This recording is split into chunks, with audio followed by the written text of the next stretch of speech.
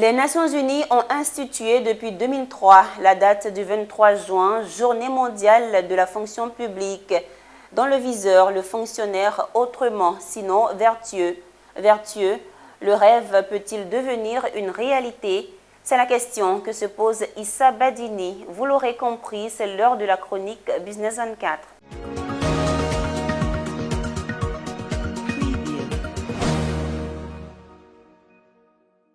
Hier, vendredi 23 juin, a été célébrée la Journée mondiale de la fonction publique. Instituée en 2003, c'est une journée qui a pour but de célébrer la valeur et la vertu du service public pour la communauté, de souligner la contribution du service public au processus de développement, de reconnaître le travail des fonctionnaires et d'encourager les jeunes à poursuivre des carrières dans le secteur public. En clair, il s'agit de promouvoir, entre autres, un modèle plus humain du service public. En Côte d'Ivoire, cette année, Anne-Désiré Ouloto, ministre de la fonction publique, a pris une semaine, voire un mois, pour rechercher l'oiseau rare, le sésame précieux, enfin, le fonctionnaire nouveau, pour transformer son administration publique.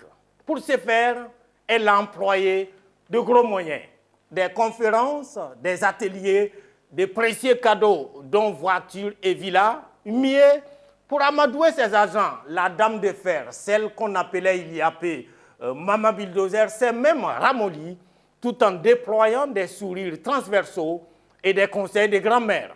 Pendant une semaine, à l'occasion des Journées de la fonction publique édition 2023, Anne-Désiré Ouloto est allée d'atelier en atelier pour prêcher la bonne parole. Mais, seulement mais, est-ce que la bonne foi et la bonne volonté de Madame la ministre suffira? Dans un continent où les fonctionnaires se prennent souvent pour Dieu en personne et considèrent l'usager client comme l'esclave résigné et en tant que tel invité à se taire et attendre, ce n'est pas demain la veille.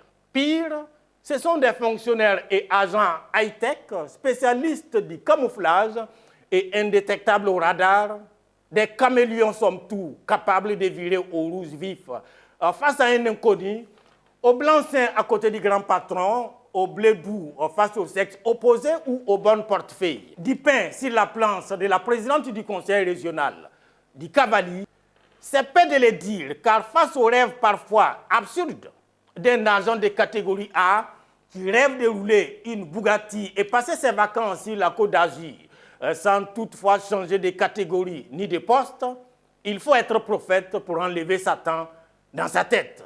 De la carotte, Anne Ouloto en donne beaucoup en ce moment dans son désir du fonctionnaire nouveau, mais du désir à la réalité, il faudra en plus de la carotte un gros bâton et Dieu seul sait combien elle en est capable. Bon sens, Madame la ministre, pour ce qui concerne votre rêve de fonctionnaire nouveau. À vous, enfin, à nous, bonne journée de la fonction publique.